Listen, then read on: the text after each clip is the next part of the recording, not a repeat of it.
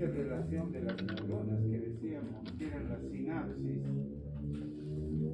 se entiende como la intercomunicación de unas con otras neuronas, pero no solamente a través de los axones, sino de las dendritas también. Entonces, vamos a ir un poquito ya haciendo una sinopsis de todo esto de la intercomunicación. Miren acá, las telodendritas terminan en unos ensanchamientos bulbosos llamados botones presinápticos. En este caso lo está haciendo con un espino dendrítico. Miren cómo se hace esa intercomunicación. Puede ser una dendrita con otra dendrita, por lo tanto son las sinapsis dendrodendríticas. Pero lo interesante está que en esta interrelación existen tres componentes importantes a saber. La membrana presináptica, que es el axolema que termina en el botón presináptico, se llama la membrana presináptica.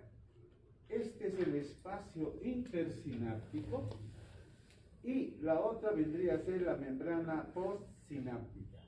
Entonces, tres elementos histológicos que hay que resaltar en el sitio de la sinapsis, ¿ya?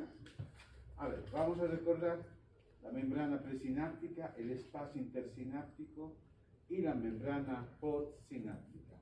Esto es importante señalar.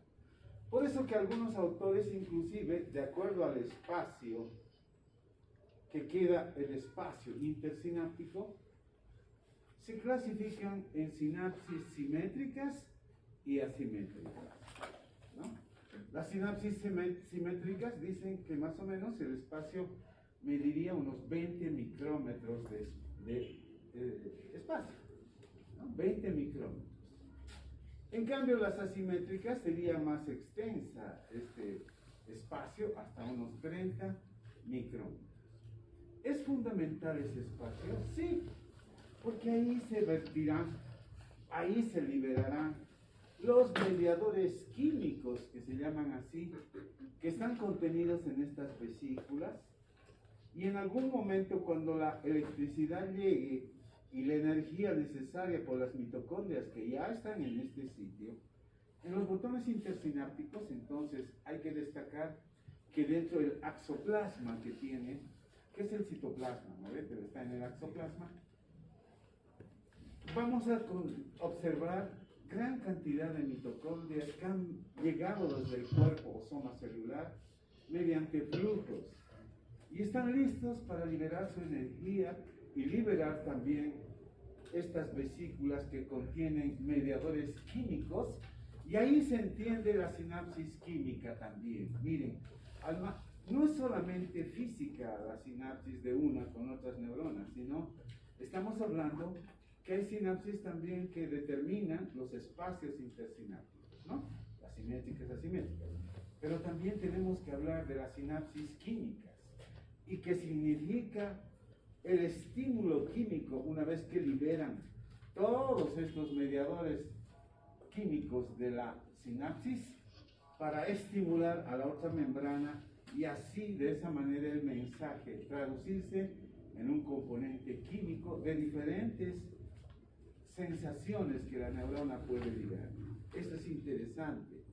Ahí se entiende entonces la sinapsis química. Y la sinapsis eléctrica se entiende que hay una corriente del orden de los microvoltios que van a ocurrir a través de la membrana. Es más, dijimos, es mucho más veloz, casi 3 veces más veloz, cuando tiene vaina de mielina y vaina de Schwann, porque en esos nodos de Zambier se transmite a manera de saltos la corriente eléctrica de la despolarización de la membrana. Por ejemplo, si estuviera puro positivo en la parte externa y negativo en la parte interna, especialmente en la parte de los componentes químicos de la membrana citoplasmática, de esa membrana trilaminar, la bicapa lipídica y proteína, ¿no ven? Entonces, ahí es donde se va a transmitir esa electricidad a la velocidad de la luz. Pero aún podemos superar la velocidad de la luz si es que tiene vaina de mielina y vaina de Schwann. Entonces, esa despolarización de la membrana tiene que entenderse como una sinapsis eléctrica que puede pasar de una neurona a la otra neurona a través tanto de su soma o cuerpo, a través de sus dendritas o a través de los mismos axones. Entonces, la sinapsis es bastante compleja. Hay sinapsis química, hay sinapsis eléctrica, hay sinapsis morfológica de interrelación de las neuronas, hay sinapsis simétricas y asimétricas. Esto es lo importante entender, queridos amigos. Aquí está la sinapsis de tipo morfológico que habíamos mencionado, las axodendríticas, axotómicas, somatosomáticas, es decir, el cuerpo de una neurona con otro pueden contactarse en ciertos puntos para que la neurona sí pueda llevar el mensaje. Somatosomáticas, hemos dicho, axosomáticas, dendrodendríticas, somatodendríticas, somatoaxónicas, es decir, la neurona es capaz de interrelacionarse con otras neuronas a través de toda su superficie, ¿no? Ya sea con los axones, con las dendritas, el soma, el cuerpo neuronal, el pericardio, con otras neuronas, etc. Esto es un juego, entonces, que por eso entendemos que hay una sola neurona, puede hacer miles de contactos con otras neuronas, ¿no? Esto es importante. ¿Y qué es lo que pasa en ese botón intersináptico? Esa membrana presináptica. Miren acá, aquí tenemos a las mitocondrias que han llegado con su energía. Y aquí tenemos vesículas con mediadores químicos. Cuando llega la electricidad, se liberan, se fusiona primero la membrana de una vesícula con la membrana presináptica. De esa manera, libera los componentes químicos al espacio intersináptico para estimular a la otra neurona. Esto es maravilloso, miren, sucede más o menos así. Ahí está el botón presináptico, ¿no? Y aquí hay varios procesos químicos que se suceden también.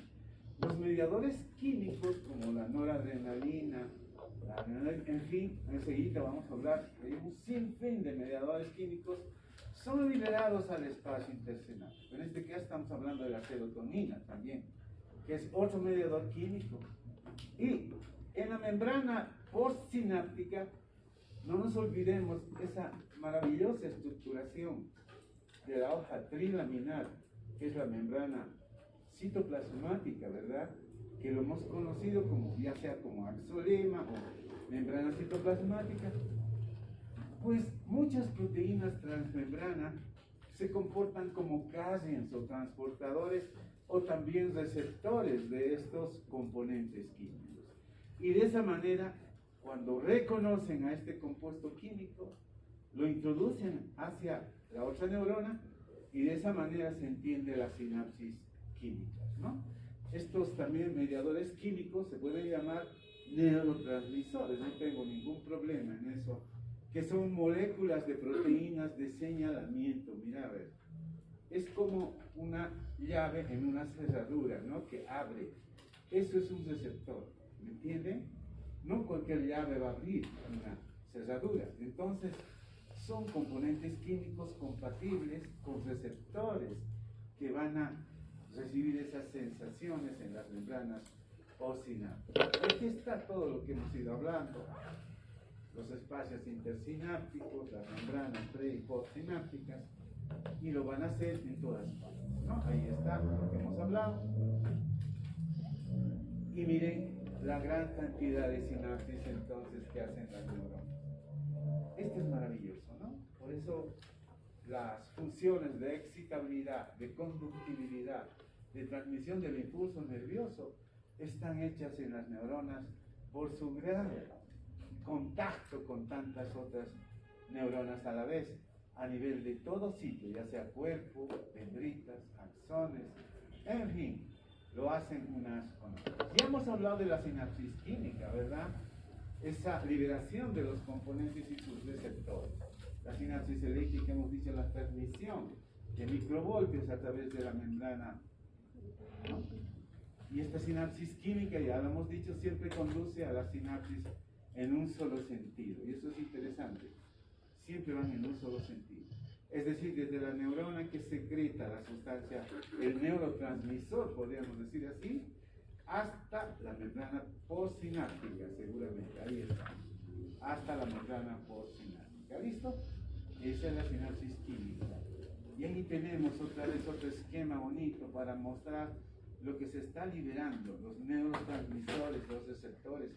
Pero este espacio intersináptico también es importante, o muy estrecho o muy abierto, dependiendo de cuál sea la más efectiva de la transmisión. Por supuesto, las simétricas son las más efectivas, las asimétricas también lo son, pero dependiendo de qué tipo de sensaciones vamos a tomar en cuenta. Ahí está, se difunde a través de las membranas, abren el canal iónico, esos son los receptores, generando un potencial possinal excitador.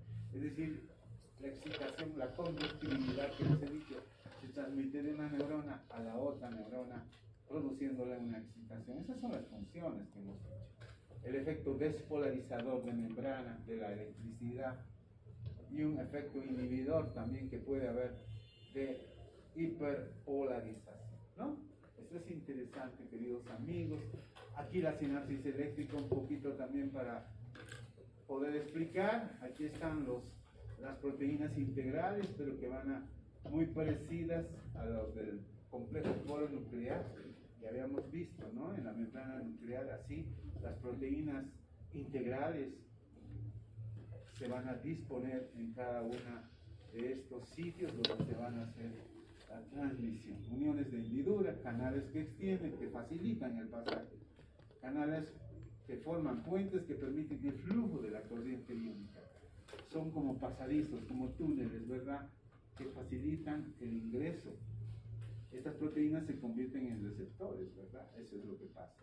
Entonces, puede ser rápida la propagación en una neurona a otra, o puede ser un poco más lenta, depende de qué espacio tenemos, y se realizan funciones de la conductibilidad, de la excitabilidad, ese maravilloso transmitir de una con otras neuronas. Y aquí un poquito para poder sacar la foto, ningún problema, para mencionar a todos, algunos de los más importantes, diría, neurotransmisores o mediadores químicos que contienen esas vesículas, por ejemplo, la acetilcolina, ¿no? Transmisor de la molécula pequeña no se deriva de aminoácidos. Esta molécula, la acetilcolina, la función es uniones mioneuronales, es decir, la neurona con el músculo, al final, cuando complete el arco reflejo, ¿no es cierto? El arco reflejo, una neurona sensitiva y otra motora que se relaciona con el músculo. Eso habíamos explicado en la primera clase. Cuando yo pongo el dedo en el fuego, no espero que se quede mi dedo, sino es una reacción inmediata motora. ¿Qué es lo que pasa? Hay una sensación, una neurona sensitiva, lleva hasta los centros cerebelosos, o ya sea en la médula también, se relaciona con una neurona motora postsináptica y la neurona motora con el músculo. Por eso que el músculo puede contraerse, ¿no? Inmediatamente a la velocidad de la luz. Miren, pongo y al rato tengo que retirarlo, ¿verdad? Y eso se debe a una sinapsis también que ocurre entre una neurona y las células musculares, uniones mioneurales, ¿no? Eso también ocurre. La noradrenalina, transmisor de molécula pequeña, aminobiogenética o biogénica también, son catecolaminas, sinapsis simpáticas o postganglionares, por ejemplo, excepto, dice, en las glándulas sudoríparas écrinas. Las écrinas son glándulas que actúan por sí mismas, ¿no? Van a producir el sudor. Hay otras que son apócrinas, ¿se acordarán? Las apócrinas habíamos mencionado que están en lugares estratégicos, ya sea del periné, de los órganos sexuales, en las axilas, ahí está. Y funcionan a partir de los 12 años. Antes no funcionan estas glándulas, ¿no? Son estimuladas por hormonas sexuales, eso es. Y producen un sudor muy especial. Les decía yo que las bacterias que fagocitan producen olores que atraen el macho a la hembra. Pero eso en los animales mamíferos inferiores. En los humanos ya no necesitamos esos olores, ¿no? Son despreciados. Tienes que bañarte, etc. Así es. Pero entonces las otras, las écrinas que están distribuidas en todo el organismo, Estas funcionan produciendo su sudor dependiendo de las circunstancias que pasamos fisiológicamente, ¿no? Eso es. El ácido glutámico, transmisión de una molécula pequeña, sensorial presináptico, la corteza del neurotransmisor, excitador más común, miren, el ácido glutámico. El ácido gamma-aminobutírico, transmisor de molécula pequeña, neurotransmisor. Mira, ahí tenemos varios de estos componentes químicos, un poquito más, a ver, para que se informen ustedes, ¿no? La dopamina, ahí está, transmisor de molécula pequeña en los ganglios basales del sistema nervioso central, o también inhibidor, excitador. Lo que pasa es que no solamente funcionan así por la excitación, si lo es, inhibición, esto es lo importante. Inhibición, o sea, sería un concepto realista. Es como la noche, la oscuridad, el blanco, el negro. No puede haber una sola función, todo es dialéctico en nuestra vida. Entonces, excitador, inhibidor, así es. La serotonina, transmisor de molécula pequeña, inhibe el dolor, por ejemplo, ¿no? La glicina, transmisor molécula también pequeña, está en el tallo encefálico, la médula espinal, son inhibidores. Las endorfinas, analgésicos, esto es discutible, inhibe la transmisión del dolor, pero de todas maneras, no diremos que es completamente analgésico, sino inhibe, ¿no? Encefalinas, neuropéptidos, analgésicos, inhibe, parecido a todo esto. Entonces, miren, nosotros tenemos muchísimos, estos son algunos ejemplos de los neurotransmisores que contienen las vesículas. ¿Y quién produce estos neurotransmisores? La neurona fabrica, ¿no es cierto?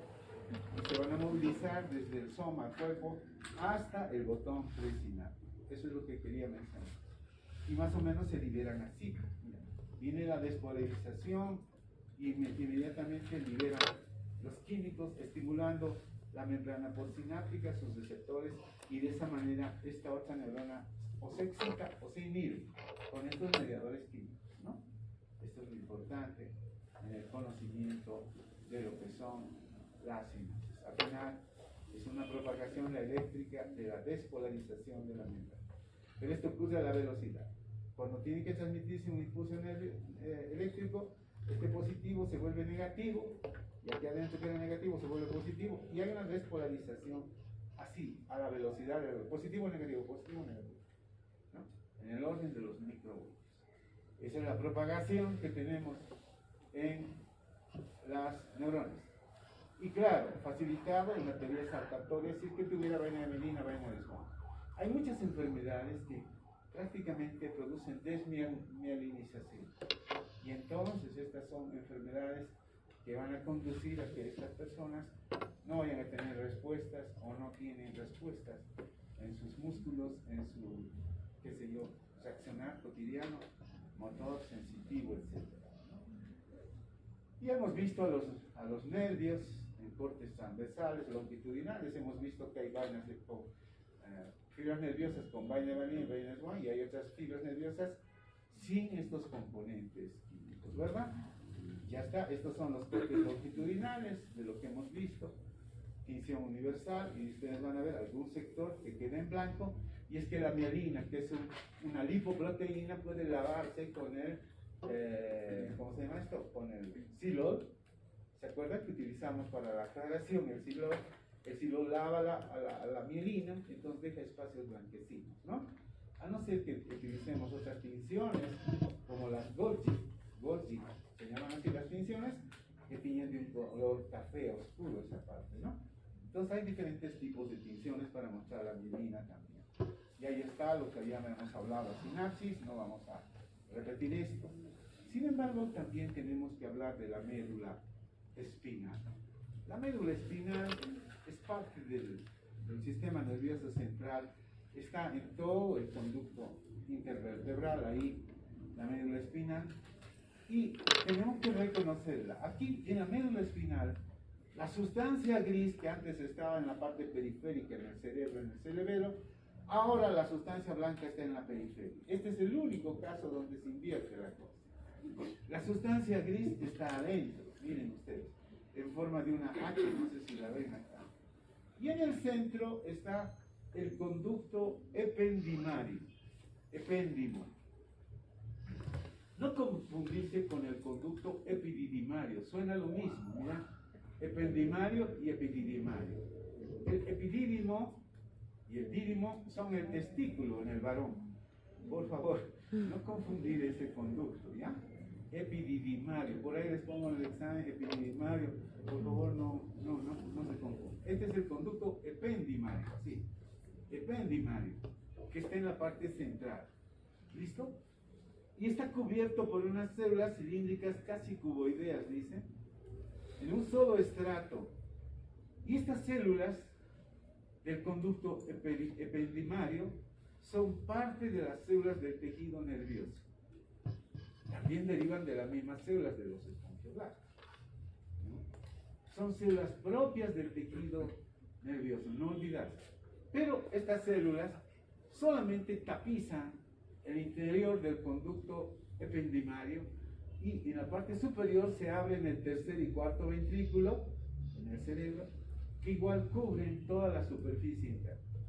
¿Para qué sirven estas células ependimarias? ¿Qué función cumplen? ¿Será el impulso nervioso o no? Estas células exclusivamente producen el líquido cefalorraquídeo. ¿Listo? ¿Cuál es su función de las células ependimarias? Producción de líquido cefalorraquídeo. ¿Listo? No te vas a olvidar, por favor.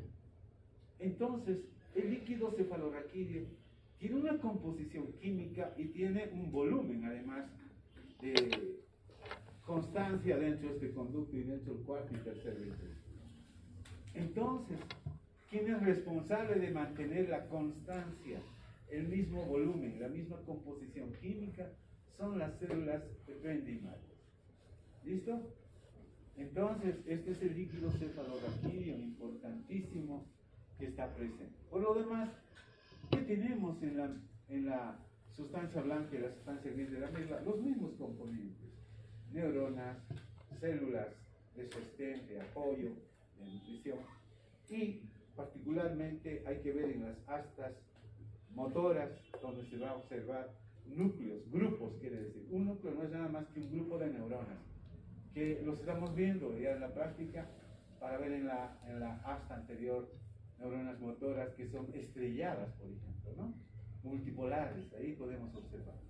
Entonces, observando ya mayor aumento, miren, aquí nosotros estamos viendo la sustancia gris, el conducto ependimario por ahí, con este epitelio, neuroepitelio diríamos así, que constituyen estas células. Miren, a mayor aumento, ahí podemos ver el estrato con tinción universal de estas células ependimarias. Un solo estrato.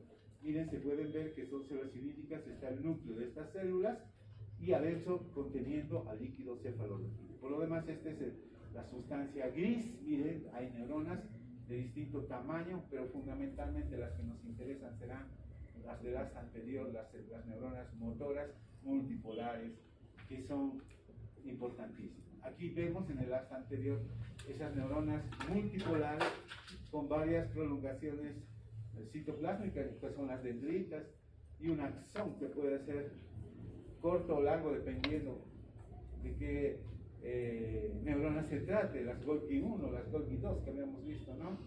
Las Golgi 1 tienen axones largos, las Golgi 2 un axoncito más corto. Entonces, pero lo que se puede ver es eso, la sustancia tiroide, el núcleo, el nucleolo y algunos componentes químicos que también pueden tener las neuronas. Cuando van envejeciendo, las neuronas poseen lipofuncina, ¿verdad? Eso lo hemos dicho nosotros para mostrar en las neuronas. Miren, hay otras células de sostén, de soporte, que ayudan a las neuronas de protección. Y también es bueno un poquito recalcar al cerebelo. Si bien al cerebelo hemos dicho que tiene sustancia gris, sustancia blanca, la sustancia gris en la parte externa y la sustancia blanca en la parte interna, vamos a ver que el cerebelo tiene tres capas en la sustancia gris. Es lo que estamos observando. La capa molecular, la capa de las células de Purkinje, que tienen un cuerpo piriforme, vean ustedes, y la capa granular. Esto es interesante de poder reconocer qué tipo de estructuras están en cada una de ellas, ¿no? Y entonces vamos a ver también que dentro del sistema nervioso hay dos barreras que tenemos que conocer. a manera de protección, que el mismo tejido nervioso se protege de barreras. Hemos hablado de varias barreras y vamos a seguir hablando, ¿no? Muy pronto en el tejido linfoide, cuando esté hablando, voy a hablar de la barrera hematoquímica, por ejemplo, ¿no? Pero ahora estamos hablando de la barrera hematoencefálica, fundamental para que no ingresen elementos extraños por la vía sanguínea, virus, bacterias, hongos, células envejecidas o cualquier otro elemento que pueda dañar el tejido. Y por eso, el tejido nervioso. Por eso se provee de una barrera que es a manera de un filtro, si quieren, que va a impedir que ingresen estos productos. Por eso decimos la barrera protectora de los vasos sanguíneos. Ahí está el vaso sanguíneo. ¿Y qué es lo primero que tiene el vaso sanguíneo? Su endotelio, por supuesto, ¿no? Su endotelio, células epiteliales planas, ahí está. El segundo elemento, ¿cuál será? La membrana basal del endotelio. Ningún epitelio está al aire, hemos dicho, ¿se acuerdan? Tiene tejido conjuntival por debajo llamado, en este caso vamos a ver a la íntima, parte de la íntima de algunos vasos sanguíneos, pero su membrana basal en este caso, que es el elemento más importante. Ahí está, ¿no? Entonces, ahí está esta barrera, protege al cerebro, ya hemos dicho eso. Y no solamente de elementos extraños, también fármacos, ¿no? Medicamentos que pueden dañar muchos tejidos. No solamente los fármacos ayudan, siempre tienen sus contraindicaciones, ¿verdad? Ningún medicamento es 100% efectivo. Siempre va a producir efectos secundarios, ¿verdad? Entonces, ahí nuestra barrera va a prever todos esos aspectos, ¿no? Ahí está lo que podemos ver. Esta es la sangre. Aquí tenemos todas las células de la sangre, eritrocitos, linfocitos, monocitos, todo lo que ya conocemos, neutrófilos, basófilos, eosinófilos, todo aquello. Este es el endotelio, la membrana basal. Y más abajo, miren, tenemos células muy interesantes ya en el cerebro mismo, que son la microglía, lo primero que, esos macrófagos que son capaces de fagocitar, llamada microglía, que no son propias del tejido nervioso, hemos dicho, ¿no? Que vienen del torrente sanguíneo, pero se quedan en el tejido nervioso y se llaman microglía, ¿no? Están cerquita a los vasos sanguíneos. Eso es lo que estamos observando estos días en la práctica también. Y los astrocitos, por supuesto, que están cerca de los tanto protoplasmáticos como fibrosos con sus aparatos chupadores, hemos dicho, ¿no? Están ahí. Todo eso hace entonces la barrera hematoencefálica.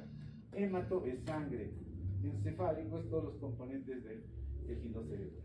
Y claro, ahí terminan a veces muchas neuronas con sus botones. Bueno, ahí está, los pericitos, que son una forma de células musculares que rodean a los vasos sanguíneos. Siempre los pericitos, que no tienen una verdadera túnica media muscular, sino que los pericitos van a cumplir funciones de contracción para que el impulso sanguíneo siga fluyendo a través de los vasos sanguíneos. Esta es la célula endotelial, el astrocito, protoplasmático fibroso, dependiendo ahí, la membrana basal, la neurona, ahí está. Entonces en el examen parcial preguntaremos, ¿cuáles son los componentes de la barrera hematoencefálica? ¿No? Entonces diríamos inciso A, endotelios, inciso B, membrana basal de endotelios, inciso C, astrocitos, podría ponerle, ¿no? Inciso D, podría ponerle, no sé, pues a ver, ¿qué más podríamos ponerle? Pericito. Entonces, todos, la respuesta sería todos, ¿no?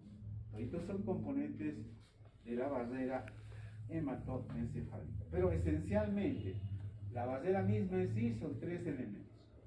El endotelio, la membrana basal y lo que correspondería a las células, que son astrocitos y microglía, que son los, especialmente la microglía, que son los que fagocitan todos los cuerpos extraños, todas las sustancias químicas extrañas, en fin. ¿Listo? Esta es una barrera. Hay otra barrera importante que se llama barrera hematoencefalorraquídea. Mira eso. Esto no está mencionado en tus libros, por favor. Ningún libro lo menciona. Algunas revistas es el último. Por eso voy a preguntar también. Ya. Todos los paparazzis son fotos. Paparazzi. Esto es interesante. interesante, mira, parece a la barrera hematoencefálica, pero se llama hematoencefalorraquídea, o sea, tiene que cuidar mucho el líquido cefalorraquídeo, es importante, fundamental. Es una estructura histológica compleja, decimos, de permeabilidad altamente selectiva, que afecta el paso de sustancias desde los capilares, pero coloideos, de los plexos coloideos, eso es importante, al líquido cefalorraquídeo, formada por células epiteliales del plexo coloideo. Aquí tenemos los capilares coloidales y este es el epitelio entonces de los plexos coloideos, eso es importante. Estas células, a diferencia de las células endoteliales de la barrera hematoencefálica, estamos comparando la barrera hematoencefálica con la barrera hematocefalorraquídea. ¿Ya? ¿Listo? A diferencia, presentan fenestraciones, o sea, una especie de túneles. En la anterior no, era un sello perfecto. Solamente habían casi en su transportador, los receptores químicos, diríamos así. Pero en este no, hay túneles, aquí está un pasadizo de eso. Fenestraciones. ¿Qué es una fenestra? Es una ventana, es una apertura. ¿Listo? Una discontinuidad del epitelio, si quieres. Son como puertas. ¿Por dónde entramos? Por esta puerta abierta. Igualito, son canales, puertas abiertas, por donde ingresarán los componentes. Además dice, aparte de esta función de barrera, estas células epiteliales presentan una función secretora. Además, no solamente son el tapiz, sino secretan y contribuyen a la producción del líquido cefalorraquídeo. Claro que sí. Entonces, los plexos coloideos también participan de la producción del líquido cefalorraquídeo. Cuenta con maquinaria bioquímica, peptidasas, que son enzimas, ¿ya? Peptidasas, todo lo que termina en asa es enzima. Y toda enzima es una proteína, ¿no? Tampoco te olvides de eso, ¿no? Químicamente. Limita el paso de proteínas. Asimismo, existe a nivel de plexos coloideos sistema de transporte específico para ciertas moléculas que utilizan adenosíntrifosfato para producir iones de sodio, cloruro, bicarbonato, magnesio, etc. Todo eso se va a circular por esto y va a entrar dentro de la circulación sanguínea. Aquí tenemos otras células, como de costumbre, células macrofágicas. No es microglía esto, es macrófagos que van a fagocitar a manera de filtrar todo el líquido cefalorraquídeo, ¿no? También tenemos células dendríticas. Entonces, estos son los componentes de la barrera hematocefalorraquídea, por favor. La gran diferencia con la barrera hematoencefálica es las fenestras, las puertas que facilitan el ingreso de todos los componentes, pero aquí les están esperando los macrófagos y los gastroclía para filtrar, ¿no? Todo y no se contamine el líquido cefalorraquídeo. A pesar de todo esto, a veces el líquido cefalorraquídeo se contamina, ¿no? En algunas enfermedades, y por eso hacen función para poder extraer líquido cefalorraquídeo y hacer un extendido y observar la bioquímica y los componentes del líquido cefalorraquídeo en muchas enfermedades, ¿no? Pero aún así tenemos esta barrera. ¿Listo? Ya está, ahí está la barrera hematoencefálica, lo que hemos hablado, los vasos sanguíneos, su membrana basal y la microglía, que seguramente está muy por cerquita de esto, ¿no? Ya lo hemos mencionado. Y bueno, esto es para ver lo que es la reparación de algunas fibras nerviosas. Comúnmente no ocurre una reparación, pero sí estaría próximo, por eso no hay que mover todas las personas accidentadas o personas que han caído, donde supuestamente se ha dañado la médula, el cerebro, etc. No hay que moverlas, ¿no? Ya les han enseñado, hay que dejarlos en el sitio para que, bueno, venga personal especializado y pueda levantarlo como las normas. ¿Por qué? Porque a veces están muy próximas las fibras nerviosas en el espacio de los micrómetros y podrían degenerarse. Gliosis, a ese fenómeno se llama la reparación. Entonces, esto es lo que va a ocurrir en una reparación que es muy hipotética en este caso, ¿no? Muy raro, pero todo depende de la proximidad que estén los cabos de la ruptura o de la lesión, ¿no? Porque si ya se mueve un poquito más allá, inútil, no hay. Se quedan parapléjicos, cuadripléjicos, ¿no? Entonces hay que tener mucho cuidado en la separación de las neuronas en la unión bioneuronal invisible, ¿no? Ahí está. A ver, hablemos un poquito de los ganglios nerviosos. Hemos hablado de dos tipos de ganglios, los sensitivos y los craneoespinales, ¿se acordarán? ¿No? Y al margen de contener neuronas multipolares o o bipolares o pseudobipolares, los con ganglios, ¿no? Los sensitivos particularmente son los que tienen neuronas pseudobipolares, canales espinales, neuronas multipolares, pero todas, al margen de las neuronas, tienen unas células anficitos que se llaman, o células satelitales. Estas células anficitos, o sea, satelitales, sustituyen a la astroglía fibrosa protoplasmática que existía en el sistema nervioso central. ¿Te acuerdas yo cuando mencionaba en la sustancia gris están los astrocitos protoplasmáticos, en la sustancia blanca los astrocitos fibrosos, ¿no? Con mayores prolongaciones y largas y escasas. En cambio, los protoplasmáticos tienen arborescentes, parece una pelusa, lleno de prolongaciones de la astroglía, parecidas a ellas. Entonces yo podría presentar el examen parcial, ¿no? ¿Qué células se comportan como astrocitos dentro de los ganglios nerviosos? Entonces la respuesta son las células satelitales o los famosos anficitos, ¿no? Ahí está. Entonces, esto es interesante. Esto que hemos hablado de las células ganglionales, estas serían pseudobipolares. Estas son las satelitales que estamos hablando. Fíjense.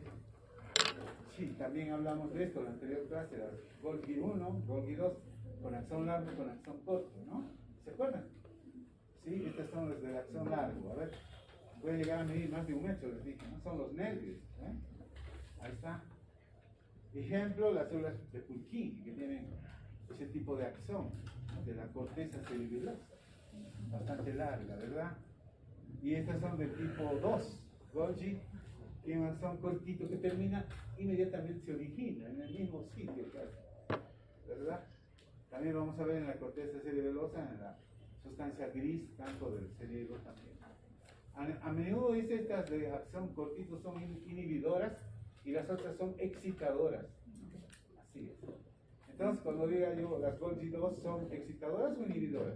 Inhibidoras. Las de axón largo son excitadoras. Listo. Llevan el impulso metros, ¿no? Ya está. Ahí está la neuronita con sus componentes que ya lo conocemos. Hemos hablado de la lipofuxina, que son muestras del envejecimiento, ¿no? Proteínas.